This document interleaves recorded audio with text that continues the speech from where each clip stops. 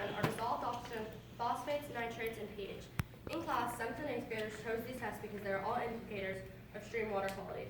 We learned that when we test for dissolved oxygen, a healthy result range is 7 to 11 milligrams per liter, or 80 to 125% saturation.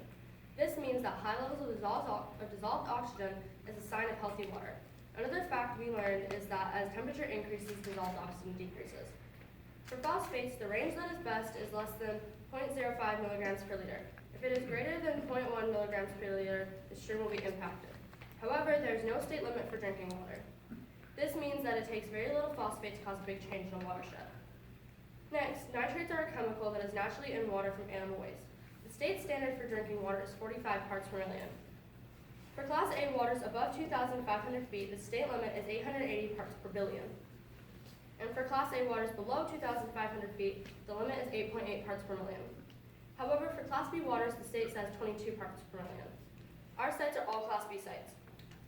When we were learning about pH, we found that for both drinking water and water quality, a healthy range is 6.5 to 8.5 parts per million. pH is the measure of acidity in water. Neutral water will have a pH of 7, acidic water will be lower than 7, and basic water will be higher than 7. There are a couple different ways to test for these chemicals. The two methods that we use, and we'll be using again, are test strips and test kits, like shown here. We found that the test strips are easiest to use because all you have to do is stick it in the water for 2 seconds, wait for the color to develop, then match it to the booklet. But the test kits seem to be more accurate. They're a longer process because there are more steps and more pieces to use, but they give a more exact answer. Also, the kits get students more involved in their brains working